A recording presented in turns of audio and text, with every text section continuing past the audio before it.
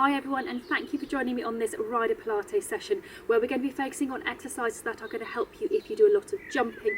We're going to be focusing on a lot of multi-directional balance, so hopefully preparing you for all the eventualities that you might encounter when you are next jumping. So let's just make sure that your body is set up and ready to go. Nice light head, elastic spine, relaxed shoulders and arms, and equal weight through your feet. Make sure you're breathing into the base of your lungs, and if at all possible, try to bring your pelvic floor lift up onto floor 3. We're going to start with some chin tucks. So giving yourself as many double chins as you can. Hopefully nobody can see you while you're doing this. And you might be wondering why we're working on your neck and your chin when balance is all about the rest of the body. Well, there are two things.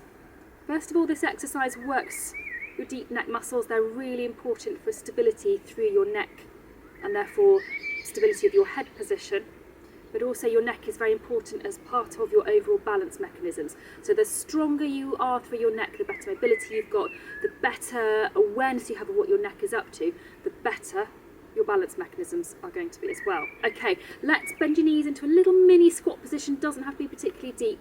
Pop your arms across your chest, and then you're turning your shoulders from side to side. As you're turning, these little headlights here on the front of your pelvis stay pointing straight ahead. One of the things you want to have when you are looking at your balance, but particularly going over fences, is that ability for your body to move very freely. Now, if you are stiff in one area of your body, you are less able to go with the movement of the horse or equally counterbalance against any sudden, unanticipated, awkward movements of the horse. So you want to have good freedom of movement through your body. Ideally, nicely controlled movement as well. Okay, let's have you so that one foot is in front of the other. Again, I'd suggest hands across your chest, and we're going to go forwards and down into a little bit of a dip, and you're going to turn your shoulders one side and then to the other side, come back up. Put the other foot in front, down into a dip, turn and turn. Go as deep as you feel comfortable, A, from your knee point of view, and B, from your balance point of view. You can always build up and do bigger, deeper ones as you get better at this. What you're really looking for here is to try and keep your balance and keep your shoulders level as you go. This is quite a hard exercise, so don't worry if you're starting to find that it's quite a challenge. Don't worry at all. Okay, we'll do one more each way. Really keep those shoulders level and controlled as you turn. Lovely. Okay, come back up, feet back underneath you, and we're going to move on to the foot series. I have a feeling my arms might disappear with this one because we're going to be adding in the arms as well as the legs. Watch for the arms, listen to the prompts for the legs. If you get in a complete tangle, leave the arms and just focus on doing the legs. So we're going to go up onto your toes, bend your knees, drop your heels, and straighten your knees. So onto your toes, bend your knees, drop your heels, straighten. Onto your toes, bend your knees, drop your heels, straighten.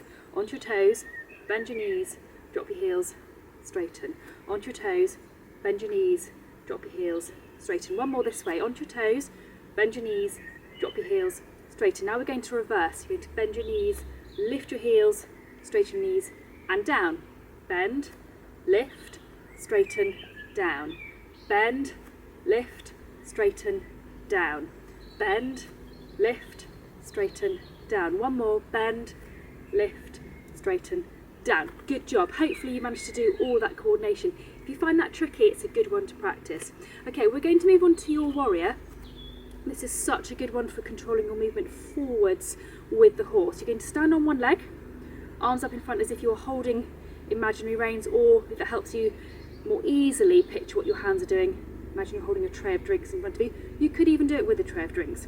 You're going to practice going forwards and coming back. As you go forwards, try to get your hands level. So if it's a tray of drinks you're thinking about, the drinks don't tip over. Think about your contact. You're keeping a nice, even, regular, consistent contact all the way through the movement. The side view is this. But don't worry if you can't go all the way. If you just want to modify the movement and go to here, this is absolutely fine. But I'd like you to see if you can make it a little bit harder. If you're on a nice flat surface, this should be really easy. You're going to go forwards and then see if you can turn by rotating through your pelvis, and then come back up to your normal position, and then back up to the start. So you go forwards, turn by opening through your pelvis, back to your normal position, and come up. We won't do many of these.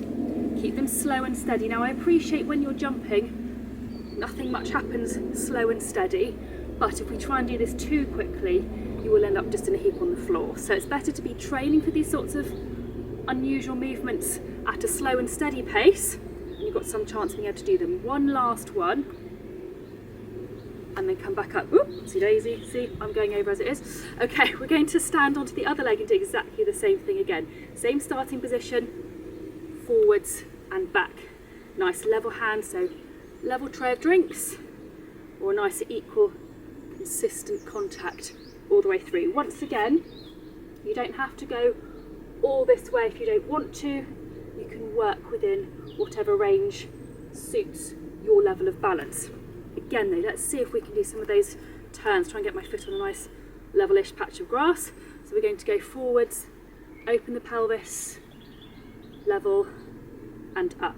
So it's forwards, open, level and up. Not easy at all.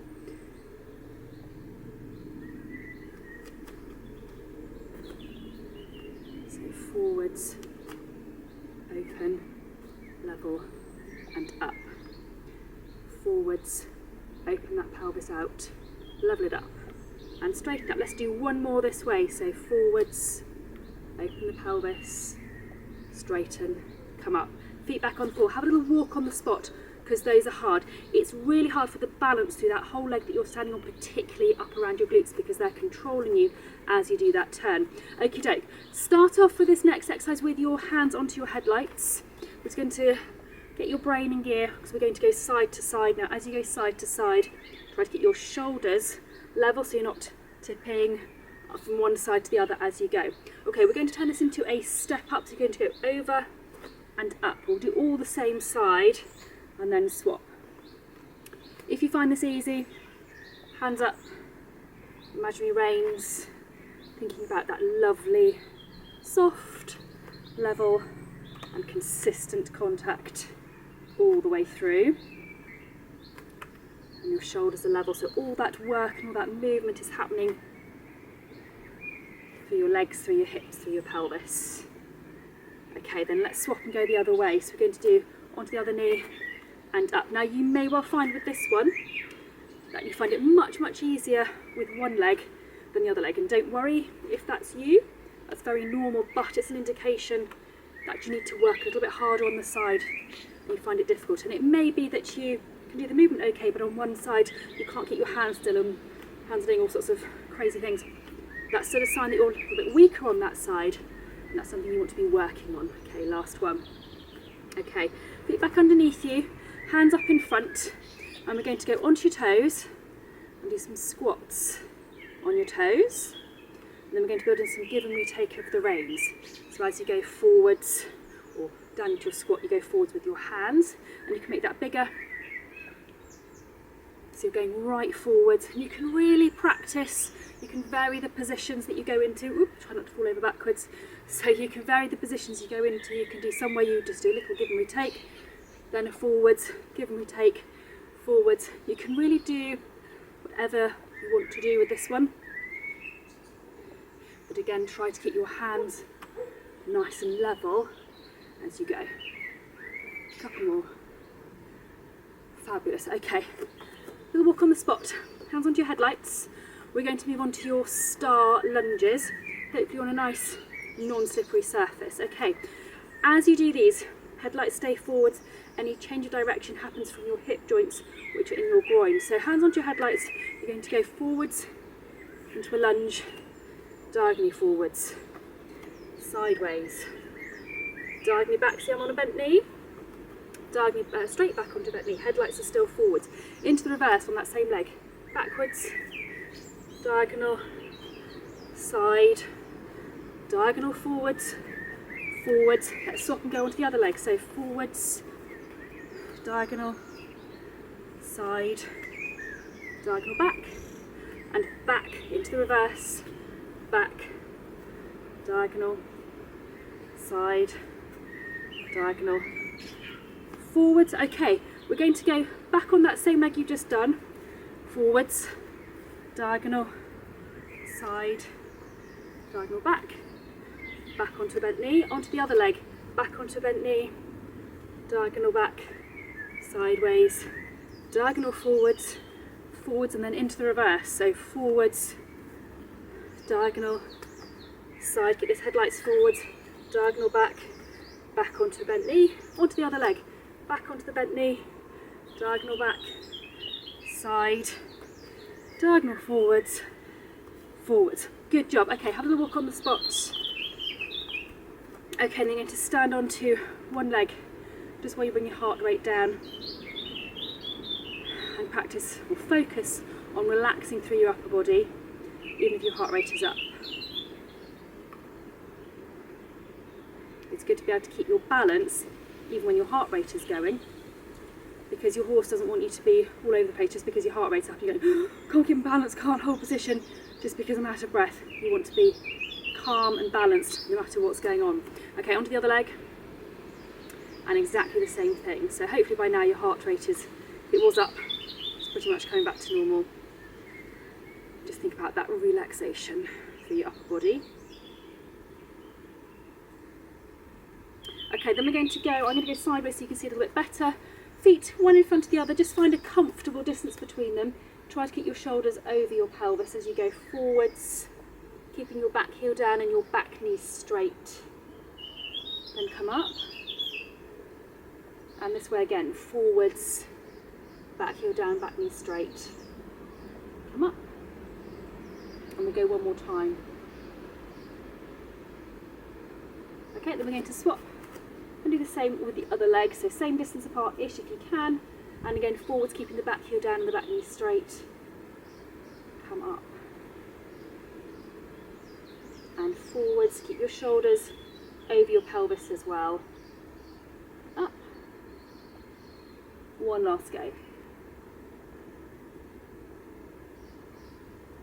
And up, and we have finished for this session. So thank you very much for joining. I hope some of those gave you a little bit of a challenge and have perhaps highlighted some areas that you could be working on. If you haven't already subscribed, please do so. It makes such a difference when I see new people joining this this little family, and knowing that I'm helping more people just get stronger and more in balance with their horses. Whatever you're doing, have a lovely time riding your ponies at the moment, and I will see you very soon.